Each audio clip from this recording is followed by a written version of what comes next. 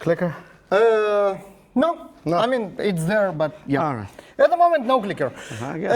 All right. So we have bad news for you all, people. I'll click. Yeah. I'm sure you all heard that. You definitely heard that.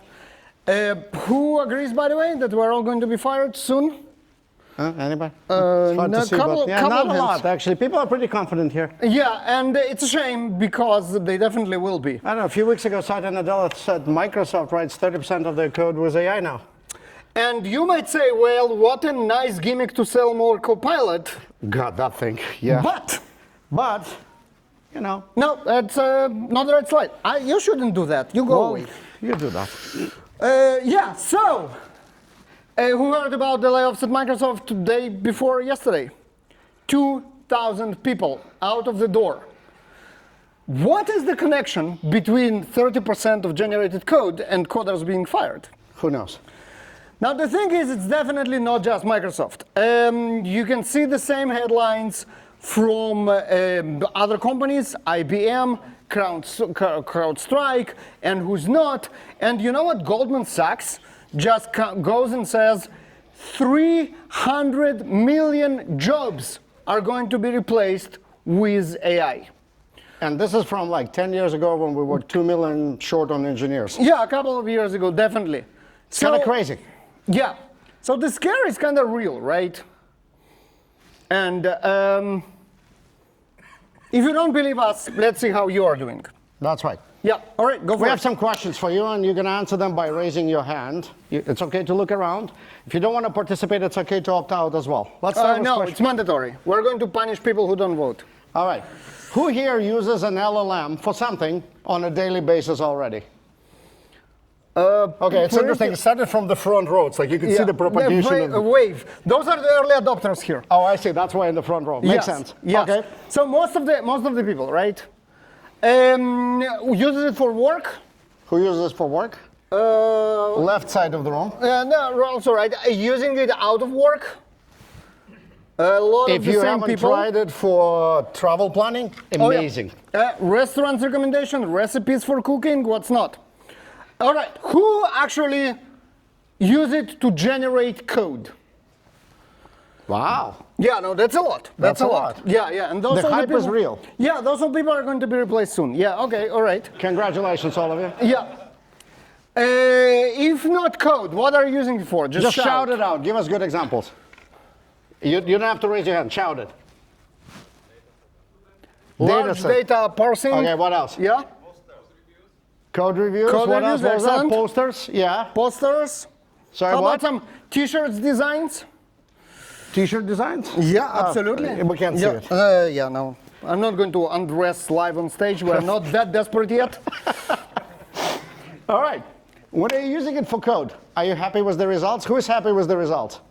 But like 5 hands? Yeah. Who is not happy with the results? Who's going like, it will be faster for me to do it myself. Yeah. Yeah, all right, 95, 98%. Pretty consistent.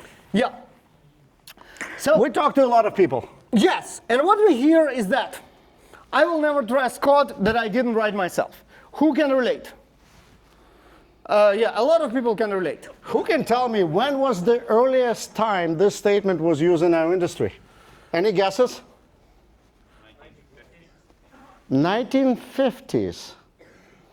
So not today. Not today. Not any 1950s. concept. Bonus points. Who knows who heard that for the first time in our industry?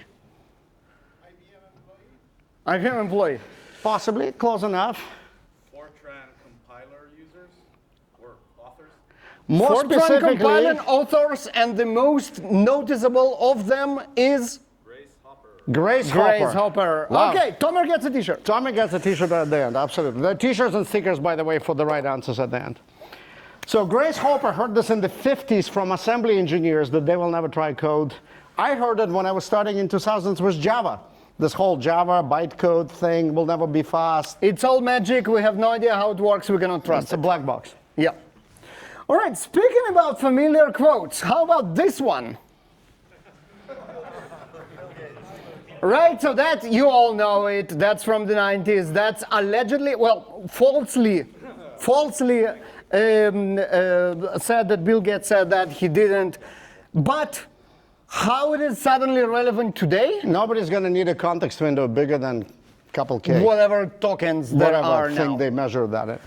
The interesting thing about all of those, if we look back at our industry, we've seen those headlines in the past. Between the two of us, we have over 50 years of experience, Yep. and we've seen it time and time again. I was early with SaaS and cloud, and we were told nobody's going to put your data in the cloud. But if you look at the trend, 50s, 60s, 70s, 90s, what you see is one common pattern that continues to emerge in our industry. And the pattern is, as you go through time, We raise the level of abstraction. Take the control, I'm going to get the clicker. It's very annoying. I know.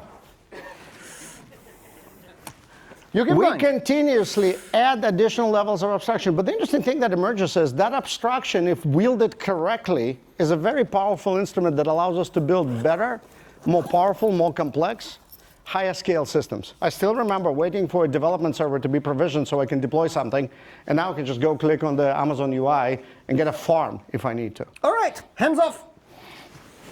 We are cooking with clicker. Thank God. Now, yes, all those levels of abstraction and all those scares are very familiar. But this time, I claim that it is different. Not only this thing is unfamiliar and new and thus scary, this thing is scary because it does things wrong. And the adoption Well, of well, this the stuff. joke is right here. You almost missed it. Look at the slide. Guess who generated it? That's a ChatGPT slide. I can see one. And that's obviously why it has a typo. And why is that? The answer is pretty simple. Those systems are, by definition, stochastic. They have a degree of randomness introduced into them by design, and yet we're trying to get deterministic things like a piece of software that works correctly 100% of the time out of them. Those are the kind of results you're going to get out of the sentence every time you try a new prompt. So same prompt, different results every time. And we want them to write correct, precise code. There was a saying about that in the past. This reminds me of this. You know the saying, an infinite number of monkeys within an infinite number of typewriters and infinite amount of time eventually will produce Shakespeare. And this is exactly what our LLMs are. Except, instead of typewriters, we gave them GPUs. And they're a little bit better than pure randomness. Somewhat faster, and they're better, but they're still random. But eventually, the idea is the same. You ask it to write Shakespeare, most of the time it won't. And then one May day, sound like Shakespeare. it might rhyme, but it won't be Shakespeare until one day it suddenly will, and then again it won't. And there is no way to know. There is no way to know, but maybe there is. All right, so I'm Baruch at @jbaruch everywhere on the internets. I'm the head of developer relations at a company called TuxCare that takes care of your open source security. We're hiring very heavily in Central Europe, so talk to us. I'm an abstraction connoisseur. You mean you like to sample things a lot? Exactly. As a developer advocate, I don't write production code, but I'm really interested in those samples. And obviously, LLM is the most spicy one those days. Certainly brings the people to the talk. Right? But to the yard, something. Yes, my personal journey is 25 plus years, starting from Java developer in one of the ways of the abstractions, going to DevOps, another way of abstractions with the company called JFrog, and now into this spicy new abstraction called LLMs. A Java champion, co-authored a couple of books, DevOps tools for Java developers, another two layers of abstraction together, and Liquid Software, which is an entirely different level of abstraction that we won't get right here. And this is... My name is Leonid. I lead engineering for a company called Clary. We actually have an office here if you haven't been to our booth. We are also hiring, much like Baruch. We are remote, you're in the office, we cater to every preference. Between the two of us. I've been wrangling abstractions for my entire professional career. So I still caught the tail end of C development. I moved to Java in 2000, 2001, and then we'll be moving up the abstraction layer. And over time, because I love abstractions, I went from doing deterministic work with software to doing non-deterministic work with humans. So between humans and monkeys, you feel pretty much at home with this absolutely. LLM stuff, right? Yeah. The most important slide of this presentation is this. If you go to speaking.jbaruch with the dot between U and a C, thank you Switzerland for the top level domain, you will find the slides already there. You will find a video that hopefully we are recording. I'm pretty sure we are. And all the links right there. You can scan the QR code, or it's also conveniently in the bottom of every slide, so you can just go and type speaking.jbaruch at any point of time. You want to ask questions, and you will scan this QR code. You'll get to like online system when you can type your questions in, and in the end of the talk, we will answer all of them, obviously. And now let's go back to the question: do you trust AI-generated code? I don't trust AI-generated code, and more so, I'm right not trusting AI-generated code. By now, we already have studies that prove exactly that. Here's a couple of them. Evaluating code quality between GitHub Copilot, Amazon Code Whisperer, and ChatGPT. The results are horrible. 62, 46, and 31% respectively is just plain wrong. I think a junior engineer can do better. Absolutely, absolutely. And more importantly, and even scarier, this thing hallucinates code confidently and with security issues. So it's great for the security vendors who will sell CISOs a lot of new software, but it's incredibly, incredibly dangerous for production systems. And there are plenty of live examples already. 40% of the code it generates is vulnerable, and there is like an entire new vector of supply chain attack. It hallucinates more or less consistently. It keeps inventing non-existing NPM libraries, and people just create malicious libraries under their name, publish it in NPM registry, and then the code that hallucinated is going to download them and run them. So you would Scary. say, what's wrong with that? Let's ask the thing to fix its own issues. Oh yeah, and if you ask it to fix its own issues, it will go exactly as you might expect it to go. It goes into a rabbit hole and makes it even worse every time. So to sum it up, unlike the movie where garbage produced power, Energy. those LLMs consume a lot of energy, but seem to work in reverse. We have inverse Mr. Fusion. We put in a lot of energy and get garbage out. Now, I don't think you should despair. As we said, we've seen those abstraction layers come to our industry. We've seen the panic that they created. Who remembers that sysadmins will die and that's it? There's no more administration of any large systems. Good luck hiring a professional platform DevOps engineer today. Oh, yeah. The jobs do change, the abstractions change, but there's no reason to panic if you're willing to stay current.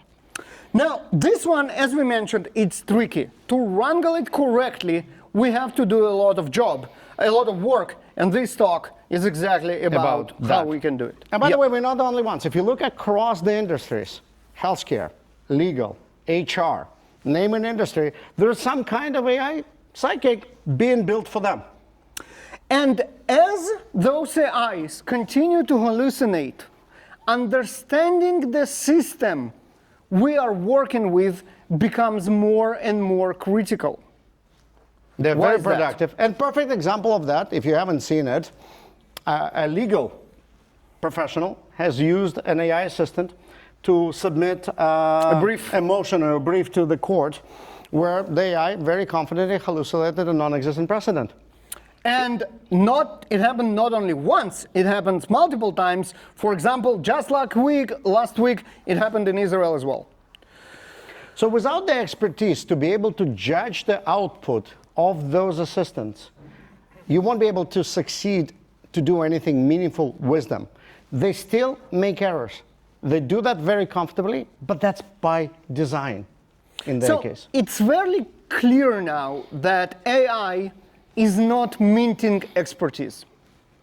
It's the other way around. Your expertise is mandatory And to they get use AI correctly. amplified if you use the tool correctly. Now, if you're just early in your career, I wouldn't despair.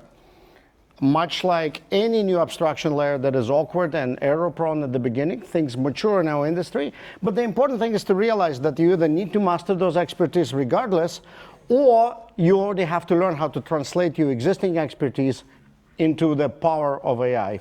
And we have a perfect example to illustrate you how important it is to understand the system that AI is working for.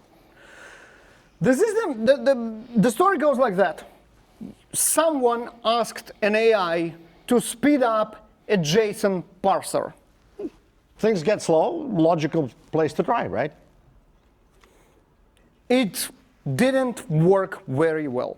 Well, one way of speeding it up is just take all the validation stuff out. Who cares? It actually faster. Much faster. Now, the problem is it should have been caught with the test that you obviously have. Of course they did, but AI will take a passive least resistance. If you told it to go fast, it will see that the test started failing, and in some cases, it will take the test out as well. It makes perfect sense. Removing validation is obviously an optimization. That makes the code faster, right? That's what you wanted. And now there is some pesky test that stands before us and this amazing optimization. And I what can do we get do? to the success. What do we do? We remove the like humans, right?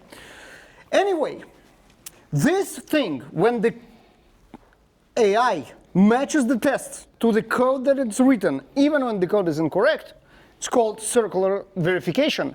And a non-deterministic system, eager to succeed, is validating another non-deterministic system, eager to succeed. They validate each other, and it's as bad as it sounds. We will need to fix that, and we will. What happened is that the prompt that we gave to the system, speed up JSON, was 100% implemented. JSON parser is now faster. There was nothing wrong with the prompt itself. So what is the problem? The problem is ability to express your intent clearly and completely and in a comprehensive fashion. And the reason for that is what some books, and one of my favorite books on the topic called Made to Stick, calls the curse of knowledge. Before we jump into that, it's natural for the juniors among us to struggle with expressing designs of complex systems in a clear way. If they know them at all, kind of hard to explain what you don't really grasp. Sure. But the problem is not limited to the junior engineers. Senior engineers, very knowledgeable people, have it the other way around. They skip the obvious knowledge. stuff, right? Like, of course, validation should be there. Of course, you don't remove the test when you make the code change, right? Why do I need to tell that? But that does not yet work with the modern system. And those of you that played the taboo game we had at the Clary booths will know that you know the basic words you're trying to describe, but describing those things clearly is incredibly difficult. And the problem, it's not a problem for humans most of the time, especially when you speak to colleagues, because the colleagues have the same context. Or they will give you the feedback loop of some kind. Hey, I don't understand, it's not clear to me. The machines... And there is also obvious things, like removing validations you don't do. That's right. With the machines, you don't have that. They have no idea, and they will do exactly what you asked. And there lies the problem with leveraging non-deterministic tools to achieve what we're all trying to achieve as a profession. We call it the intent to prompt chasm. We have a particular desire, but the expressing it in a way that LLM will produce the result that matches our desire today without additional tools is incredibly difficult. Let's see how we can bridge this chasm. One thing that you really have to have is obviously understanding the domain. Sometimes you cannot express what you know, but you definitely cannot express what you don't know. That's right. And not just the domain, but also the abilities or tools that you have at your disposal to achieve certain things that you know will or will not work for a particular purpose. We call this combined world of knowledge is your deep domain expertise, whether it's the domain you're working on, the business domain, the application domain, or the domain of technologies. And this knowledge enables what we call structured imagination. This is where you can imagine how the things will go if systems, deterministic or not, will go ahead with your express knowledge. How things will fail in the future, how they won't work, what can possibly go wrong. Which brings us to the third pillar here, which is guardrails. Because we are dealing with non-deterministic systems, you have to put a boundary around the solution space to ensure that the system arrives at the desired output without taking the shortcuts you don't want it to take. Guardrails are particularly critical for monkeys, for humans, and other non-deterministic systems like AI. And those three pillars build what we call the art of the possible. So understanding the art of the possible, at least in our experience of playing with this technology, is the key to successfully leveraging those tools.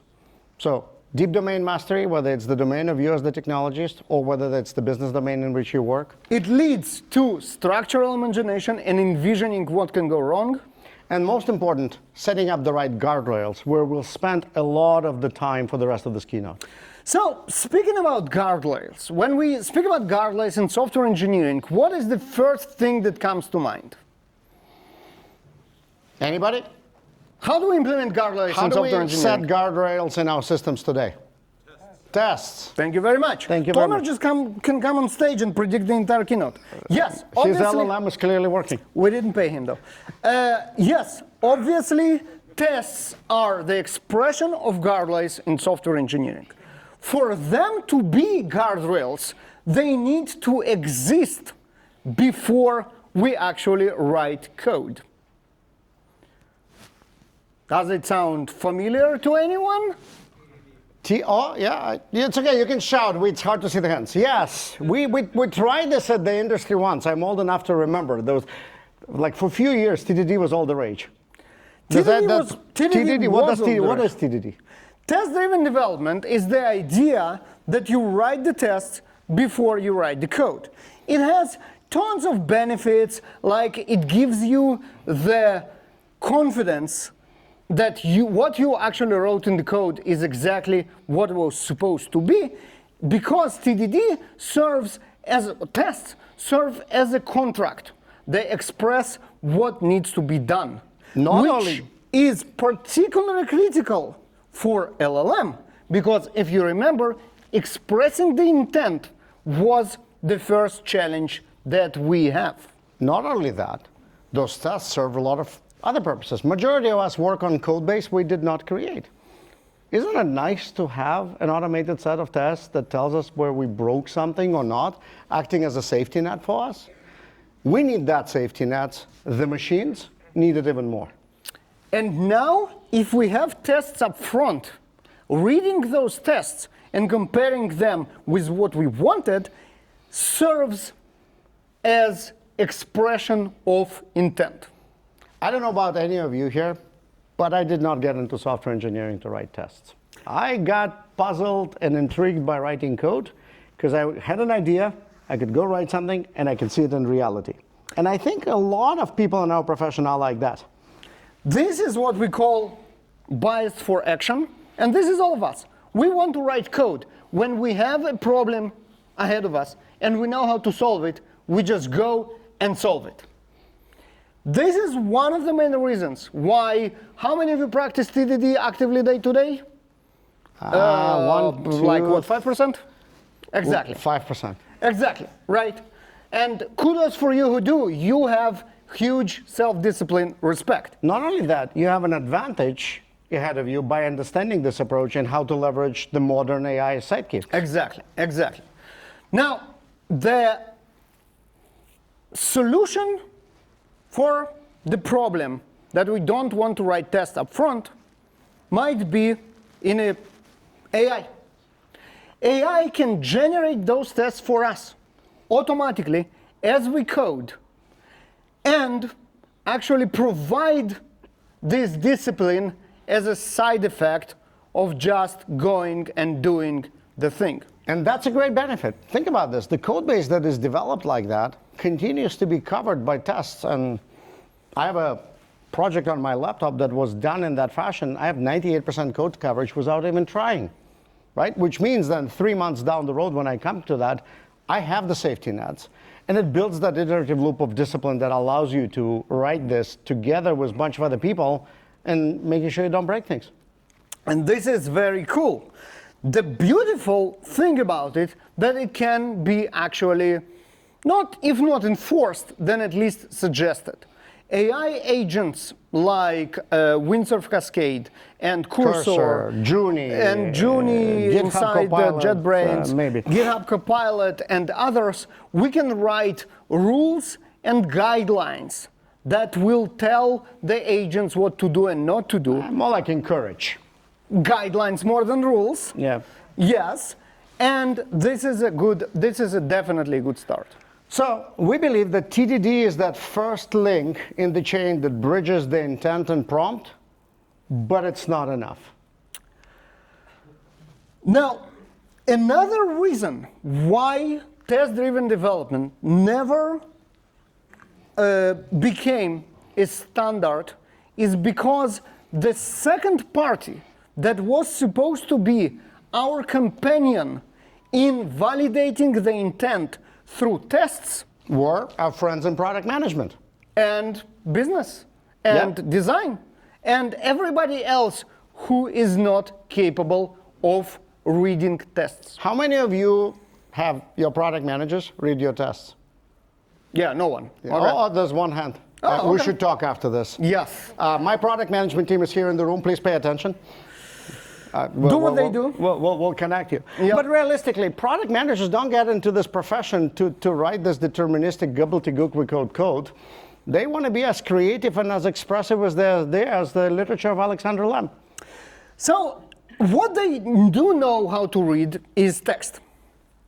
They produce a lot of it, that's for sure. Yeah, now we'll get to that. But first, they read. And they read text in English, in Polish, in whatever. And there is another technique.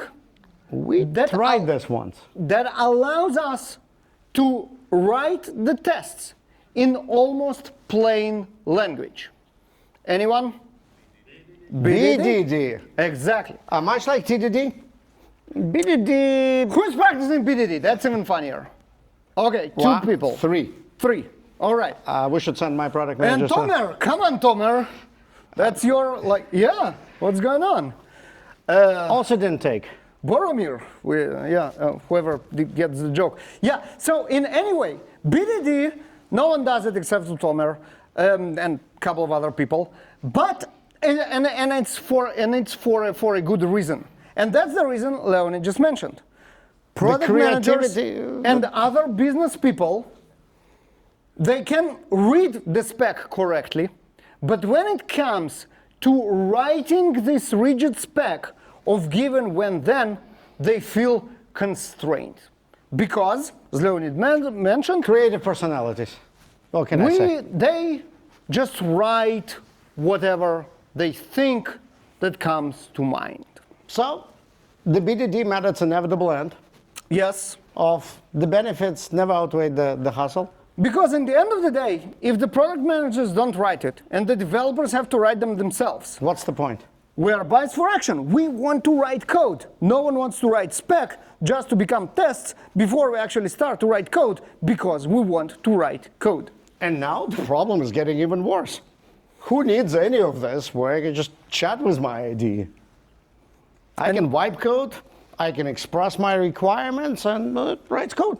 Exactly. It looks like we don't need it at all. But wait before we discard the strongly structured spec, because there is a huge benefit to this spec. You can read it as a human, even though it's painful Not only to write. you, your product managers and business Well, people. they're humans too. Oh, really? As I said, you can read it as a human.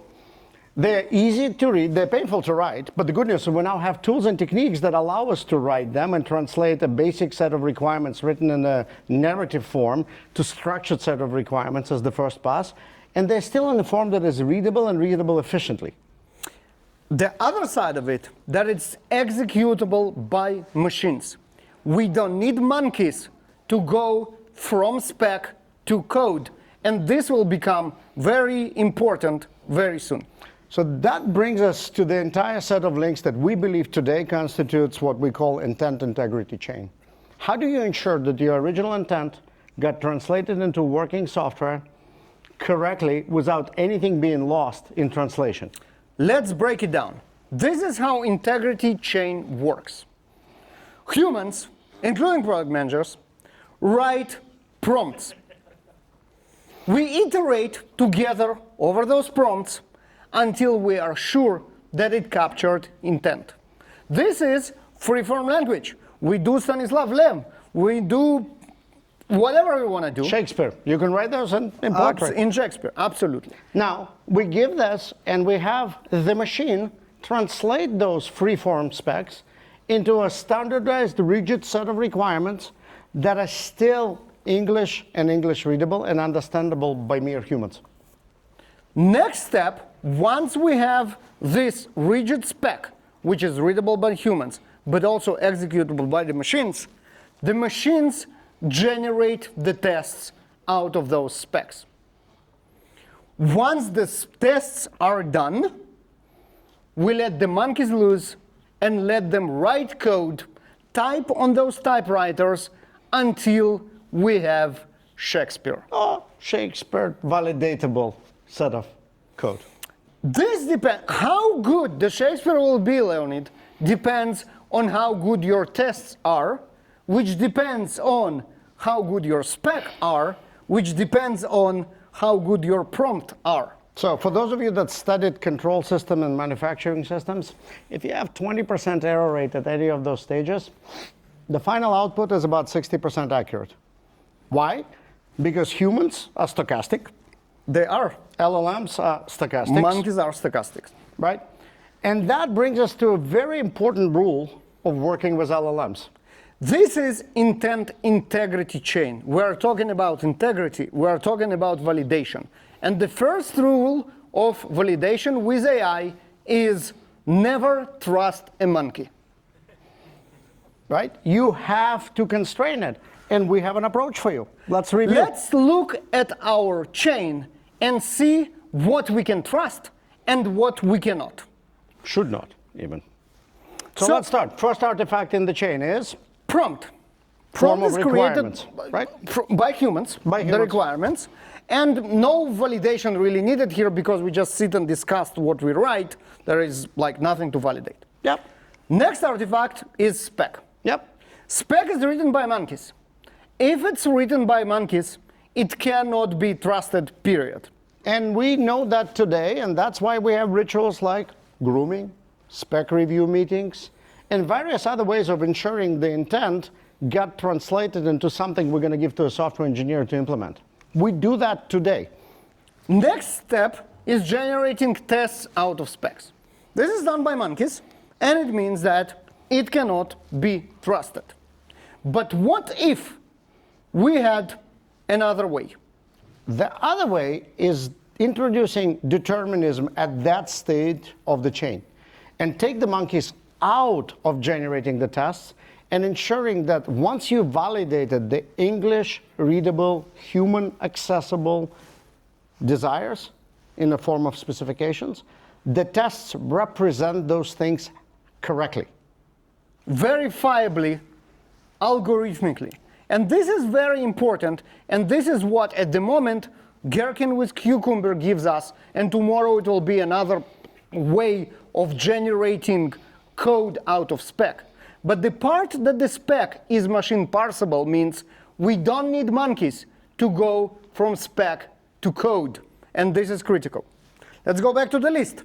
We replace the monkeys in test generation. We now can trust it, and this is good. And that's not a new technology, been proven by use in real environments. 20 years. Well, some people here use it. Yeah, Tomer, does it work? Better than monkeys. All right, the last step is generating code. And obviously, as we spoke, code is generated by monkeys. That means we cannot trust it.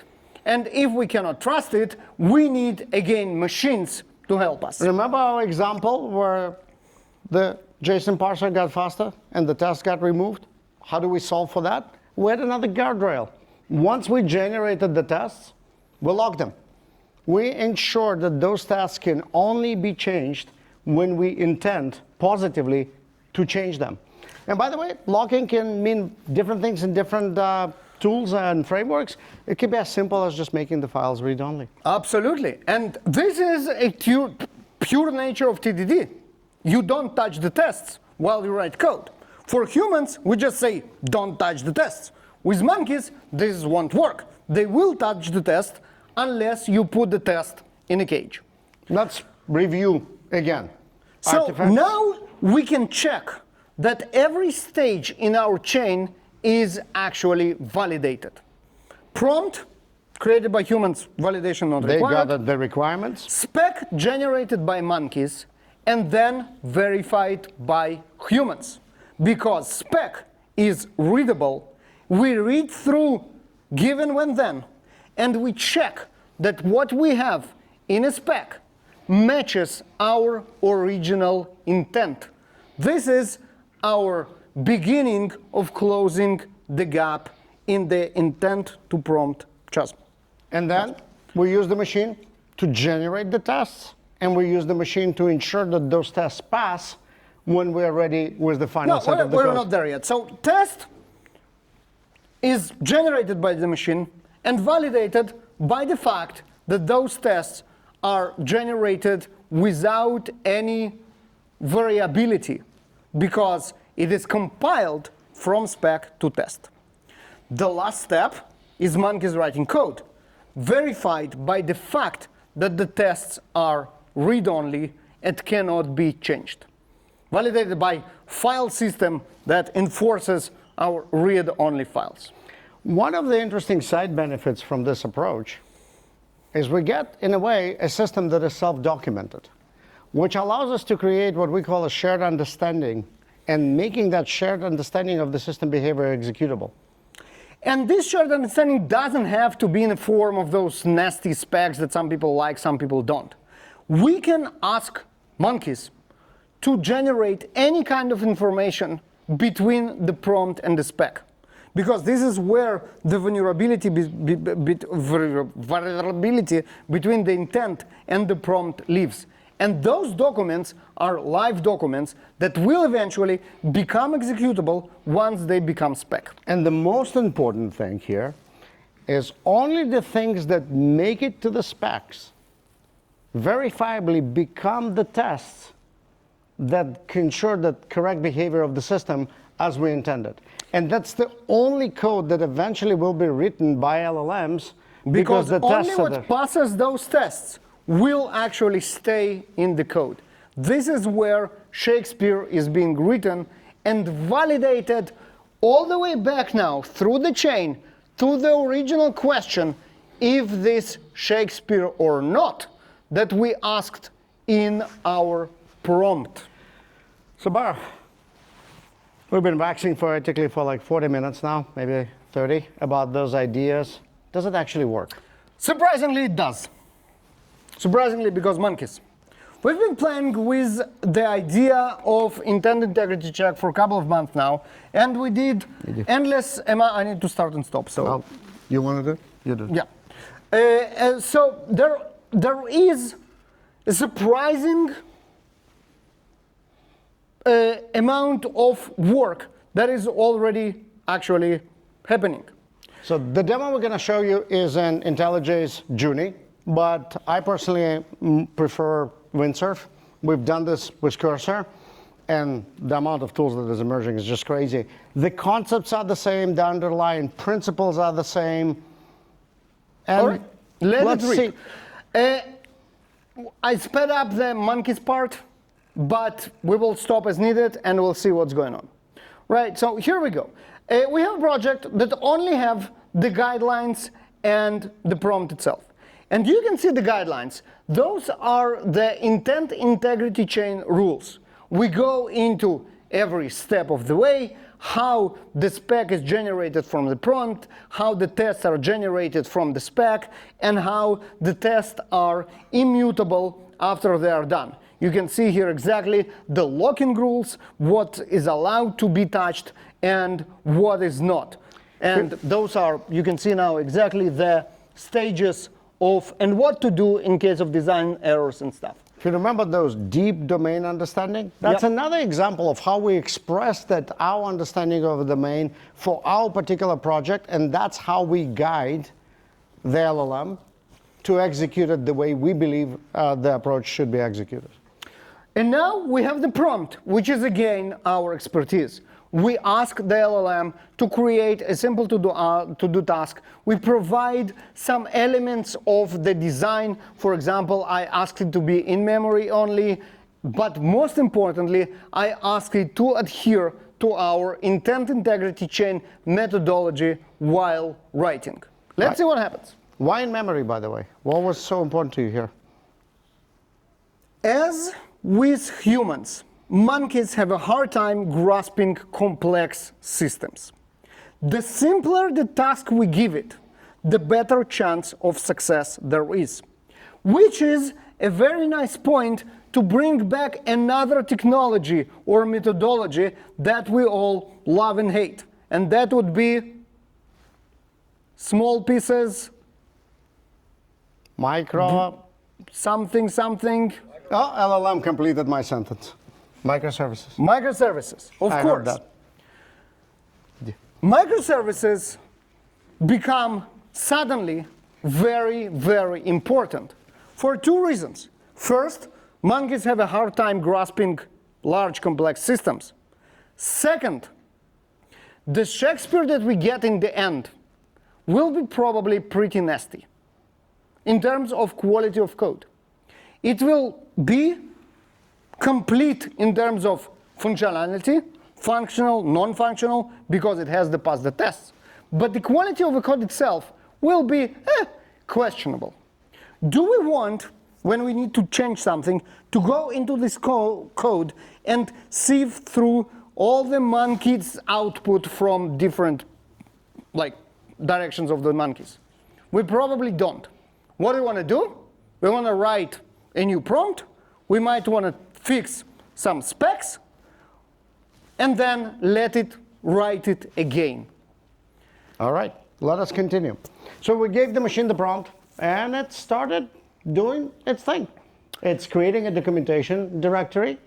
Yes, the docs is right there, and we're going to get into the docs and see what it does. So here is a system architecture document that describes data flow. Here are technical assumptions, speaking about not having database. This is our test scenarios. This is the beginning of the spec. From this, the spec will be generated. And this is plain English. I can read that. Ask your product people if they can. No, I'm sure they can. No, ask them, come on. Product people, can you? Yes. Yeah, All right, at least one could. Good, all right, excellent. Here's All right, the so platform, we're guys. on track, we're on track. So, and Do this you is pretty approve, good. as a product person, do you approve those scenarios? Product approved. Excellent. Hit it. We're going to need a seal. Yes. We can read it, and this is that beginning of the sharing understanding of how the system behaves, not just for the product people, not just for you, but for future teams that have to go maintain that. Looking good. Product says it's good. There we go. We're approved. Yep. Next, what will happen next? Well, it's time to spec. Take time the, to spec. Take the plain English prompt and make them a bit more structured. Look, Gherkin spec. Here we go. All the scenarios. It's already passed, but yeah, they were definitely there. They're there. Oh, here they are. Here they are, all the scenarios, and yeah, and it's proper Gherkin.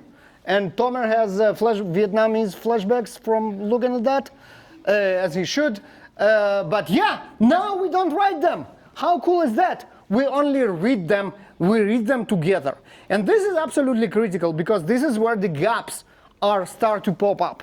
We ask something in our free text form, and now we see that the scenarios maybe missed something, maybe did something else. And this is exactly what happens in our demo. If we keep running it, you will see that we actually ask for a correction right here. If we run it. Yeah, there we go. While the correction is running, this thing is Look, let's see what's going on. Change the... We discovered that we have something that we miss.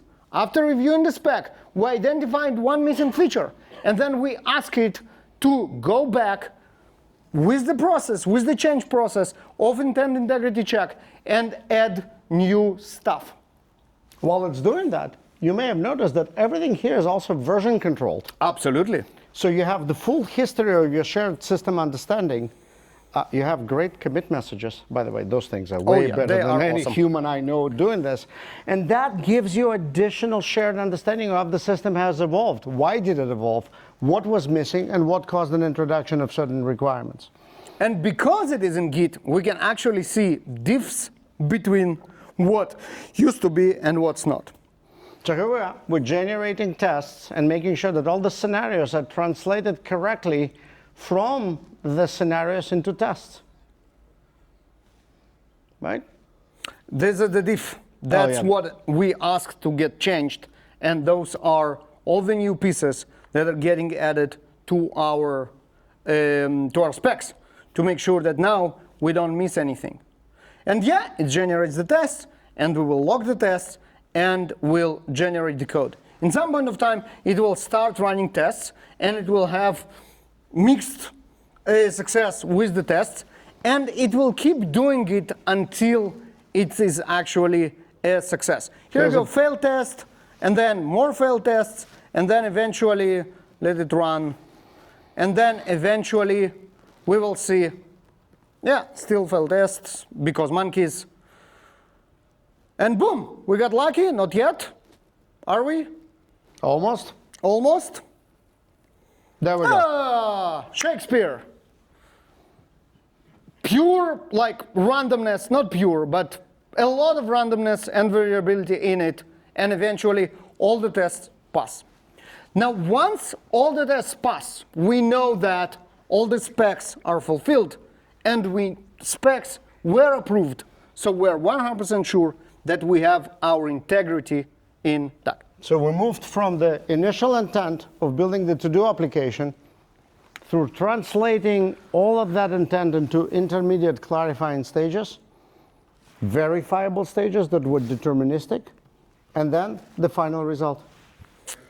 It's exactly as we said in our table. Every next step is verified either by machines or by humans. The monkeys are in check. Not in charge. Definitely not in charge. And you know what? We are not the only ones who are excited about prompting as the next level of abstraction. Andrei Karpathy is a pillar of our AI community. That's right. Gave us Tesla autonomy, bunch of key other member stuff. of early OpenAI. And he was excited probably before any of us were in 2023, more than 2 years ago.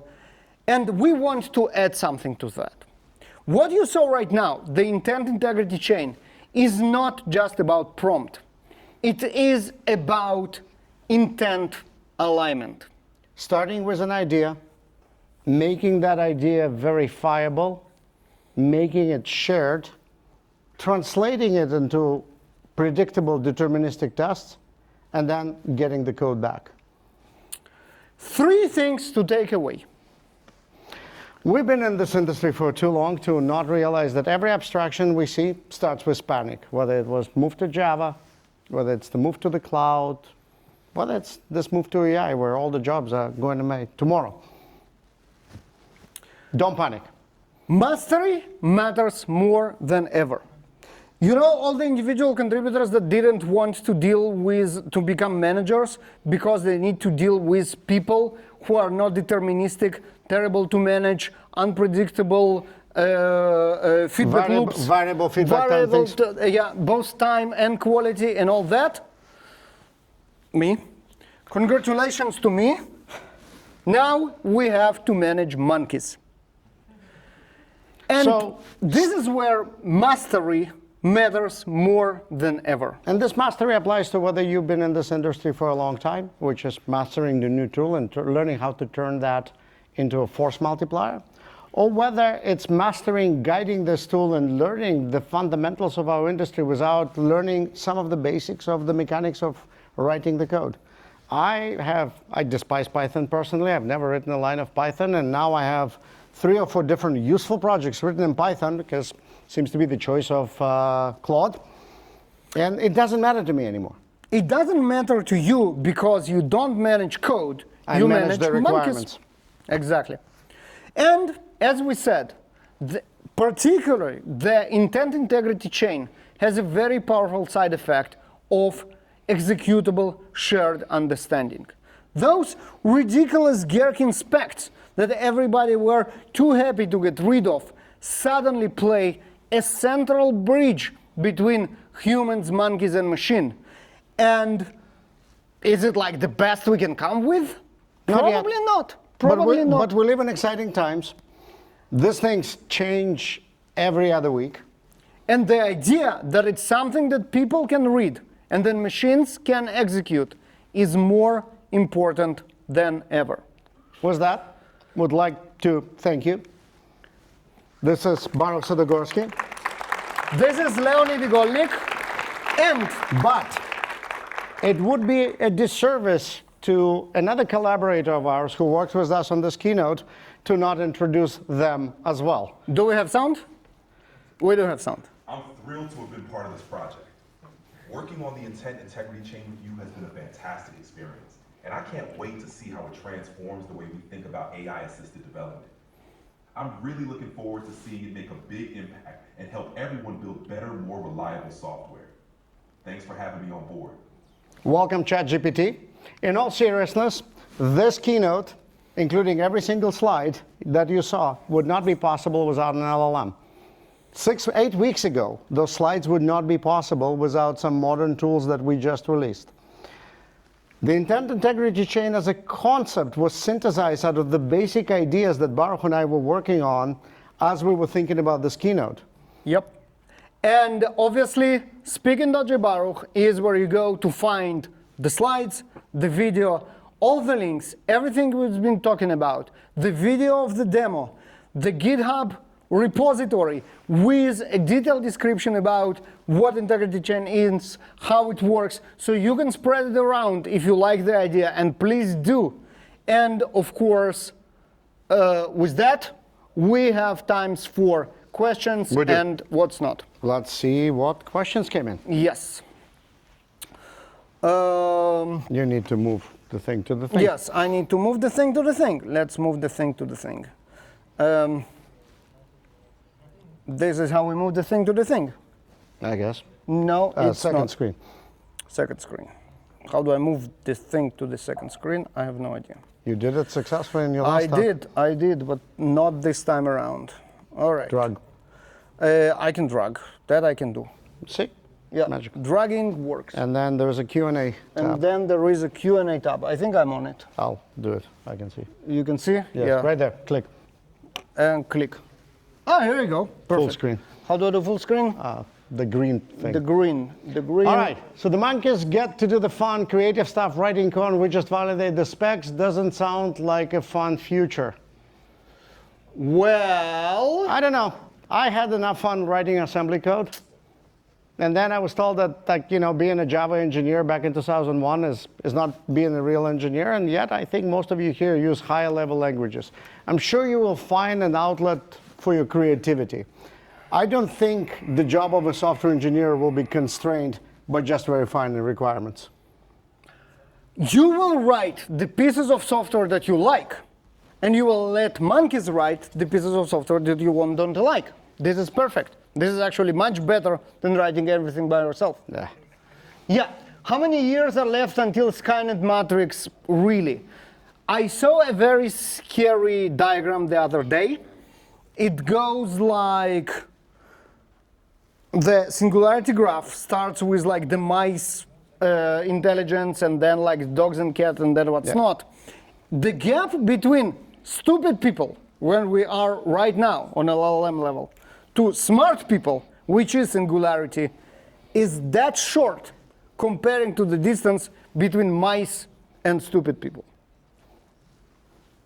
Should we be worried? I don't know. I don't know. How many years are left on? Yeah, that's let's what. see. Yeah. If AI is not anything, why wasn't there a big hype until recently? I would argue two things. Number one, as anything else was an industry, those abstractions end up building on each other. If there was no cloud, there wouldn't be an AI. If there was no internet, there wouldn't be AI, because we couldn't gather the training data set. we couldn't scale the machines to train, because those techniques, you're absolutely correct. The neural networks, they're not new. The Transformers paper is probably what, over 10 years? Yes, but this is what I was going with that. There is a one pivotal moment that everything is accelerating from there. It's a paper from Google that it's called Attention is all you need. This is the point. This is where Sarah Connor, like Terminator, is going back to kill. That's that. That's attention is all you need. But I think it's more than that. I think AI is moving much faster than a lot of other abstractions in this industry because it's now in everybody's mind. A lot of those abstractions that we showed at the beginning were internal to our business and our industry. Everybody knows what ChatGPT is now, right? So the humans and their imagination is there, and I think that's one of the reasons that the acceleration is happening much faster. A very interesting question from Lad. Are some languages, human languages, better than others for prompting? There are two answers for that. The first is better in terms of cheaper. Yes. There are languages that generate the same amount of prompt for less tokens. And the second point, much more interesting, is yes, depends on what language the model was trained on. The more training on a certain language, the better the results. This is why we do most of our prompting in English at the moment. In some point of time, other languages will catch up, and it probably won't matter anymore. All right. It's like Wikipedia, right? Different languages in Wikipedia provide different level of coverage. It's pretty much the same. All right. Do you think this approach, but does this approach works in existing code base? Okay, we really start to pay Tomer, I think. I know. Interestingly enough, when Baruch and I were starting to work on this idea back in February, well, after he showed me some of his early work, I said, okay, that's interesting. Why don't we download the Spring framework, Pet Clinic, and try to attach to it? And we run some experiments. We took Pet Clinic, and number one, we tried to reverse engineer test coverage. Without those guidelines, as well as without the guardrails, the machine invented quite a bit of new requirements for pet clinics. That was interesting. So yes, it does work, but you have to put some guardrails to ensure that the LLMs don't freestyle. It actually did quite well analyzing the test coverage for us, and it did quite well both implementing missing tests and allowing us to modify the code. So let me go one level of abstraction up. Reverse intent integrity chain does exist, and it's a topic for an entire talk of its own, obviously. The most important part in it is an astonishing side effect. What it does after it discovers what needs to be covered with tests, covers it with tests, generate the specs, and then explain the specs to us, is that we can dig up intent out of legacy code. Think about it. It is priceless. And at Clary, for example, we've recently deployed a tool called Factory.ai. There are many of them that compete on this, that analyze the repository and try to extract the intent, create pretty good diagrams, architectural diagrams, code flow diagrams. So yes, we believe, and we're going to continue to work on this idea, there is an opportunity for the reverse of this process that we showed you today. Amazing question. Do you think people might stop learning and development if they rely too much on this tool? Could the result is a lot of deep insight into their domain? The whole idea of the art of the possible and the deep domain knowledge is that this tool not only be useless, but will actually be harmful to you if you lose domain mastery. Can you just play ignorant and say, you know what, AI is no better than I do? Probably yes. Will it serve you well in the end? Obviously not. Today, those are turbulent times. People have no idea how it works. Does AI mint expertise? Can we delegate expertise to AI? It's still unclear to a lot of people. For us, it's absolutely clear that this is the other way around. Only our expertise can keep the monkeys in check, and there is no way that without this expertise, something will work with properly with the monkeys. I'll just add to that something else. Baruch, did you stop learning when you stopped touching C? I definitely didn't. Did you stop learning when we stopped deploying physical service in the data center? I definitely didn't. Did you stop learning when you moved from coding to developer productivity thinking? Definitely not. So much like the industry, your abstraction levels continue to move up. Do you feel bored? I feel very tired. That's a function of jet lag. It's also a function of age, but definitely not learning less. In this approach, what would you do if you would find a technical bug in production? Let's source that answer from the room, because I think it should be obvious. Go for it. What do you do today if you find a technical bug in production? You reproduce it. Ideally, you write the test. And then, using the correct test, and again, with the reverse intent integrity chain, you can update the specifications. You have the machine implement the fix. Again, at Clary, we've been experimenting with Factory.ai. One of the interesting use cases I've been watching from some of our engineers for simpler bugs is actually point the tool at the Jira and start going from a description of the bug to Jira all the way for hot fixes. It's still fuzzy, but it works for very simple use cases already pretty well, and this stuff is moving incredibly well. I would do, if this was a code that was broken in production, the same thing I would do as a software engineer. That domain expertise is still valid. The approach is the same. Going back to the previous question, right? And all right, interesting stuff here. The safeguard core, there might be a huge amount of corner cases. Yes. Now, this goes back to the difference between humans as developers and monkeys as developers. We obviously need to guardrail humans less than monkeys, but it's a skill. Yes, we will have to think better about corner cases, and yes, we will learn how to do it. AI will help us in generating all those cases that we can check that have enough of corner cases, and if not, we will add more until it will be a second nature. It's just a muscle that we need to develop. Good question. Have there been any improvements since 2021 and the paper that we cited on quality of LM outputs? Absolutely. The technology is evolving. The context windows are getting bigger. The models themselves are getting bigger. The only thing that hasn't changed is they're still stochastic, non-deterministic, variable output models, and therefore, yes, they will continue to improve, and specialized models will improve. So, for example, Claude 3.7 thinking is better than anything else. Slower, but better in a lot of things because it's a better planner of executing the task. So it's starting to capture some of those domain expertise. But we haven't gotten to the point, only recently, I would say, within the last 3-4 months, what we have showed you in the demo became possible. Let alone production quality. Whoever asked about reverse it on point, that's exactly what we spoke about, so thank you, you nailed it. New programming languages that is suitable better for AI in general and intent integrity chain? Absolutely, for sure. We have a tweet for that. It's called English. No, but actually, everything else below English, both the spec and the language, those are the intermediate languages that we have between the prompt and the machine execution. None of them at the moment are tailored for that exact purpose. Not Gherkin, not whatever programming language our demo was, Kotlin or whatever. Will the tailored tools emerge and will be better in what we described?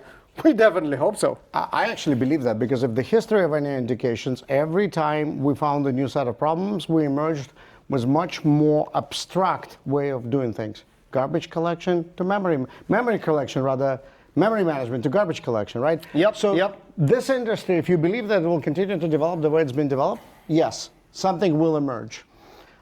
Local models be advanced enough? Probably not, but I don't know if it matters. Any enterprise today can deploy a private instance of this model in your AWS account, in your Microsoft Azure account, in your GCP account.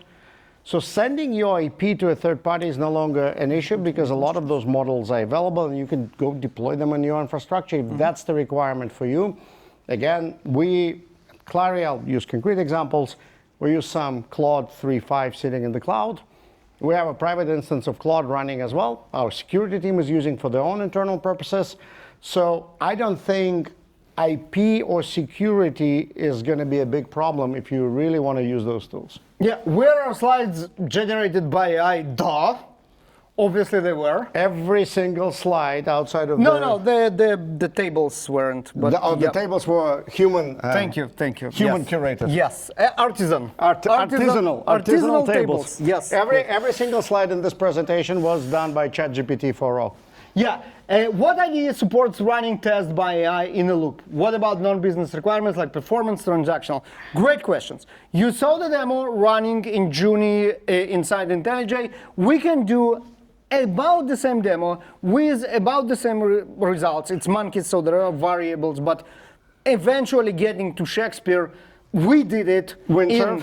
in Windsurf Cascade. I played it with Cursor. And I played with Visual Studio, with Copilot and Agentic mode. They all work. And they're all moving the same way. They're all giving you bigger and bigger set of rules files to put your guidelines and guardrails. Those rules are being more and more enforceable to the level when we say do not touch tests in those directories. We can be sure that they are not suggestions, but actually rules. Absolutely. So we have not yet seen an IDE that we have tried where those principles couldn't work. That's a very interesting question. Why do we need Java at all? Why won't we work directly with bytecode? As we spoke, those intermediate layers will probably converge, mutate, change, go away. We don't know what's going to happen. For now, the tools that we are using are those tools, and they are good. Why we use Java? Because we want to look at the sausage factory, we want to look at the monkey's pit and see what's going on there. Do we really need it? Can they generate directly bytecode?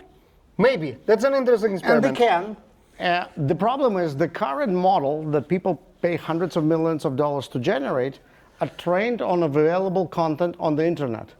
Nobody has, for now, spent the money to train the model specifically that goes from prompt to bytecode. Most of the models were trained on open source code and text from the internet, and therefore they go from prompt to some kind of language. And by the way, that's one of the reasons they prefer Python. Because a lot of training was done on Python. A lot of Python examples were used in entire. You have to remember, those things are just predictive machines. So if they were not trained on bytecode, which is absolutely feasible, they can't output bytecode. What is the next abstraction beyond AI? I hope we have at least 5-10 years before that comes. Number one, enough disruption in the industry. I don't know if we know. Do you? I have no idea. No idea. So, for now, we are at an uncertainty level like never before. One of the things that can happen is what if eventually monkeys evolve to have people capabilities, programming skills? And then either some of us who evolve become, instead of monkey wrangler, people manager, and those people live inside your machine. Or maybe the amount of garbage that learns from garbage will overwhelm everything, and we will see the end of internet, programming languages, and everything else. The world as we know it. On that positive note, I think it's fine. It's time for us to close. As you go out, we have some stickers that we also used ChatGPT by feeding it the abstract and the outline of this keynote. We also have some T-shirts that whoever deserves it knows it. So go and get your T-shirt. Please ask the folks in the front. You'll get the T-shirt, whether it's the cool T-shirt over there. Wait a second. I can undress. Or the cool T-shirt over here. We have hats and other things. Thank you very much for listening on Friday. We hope you take something out of this.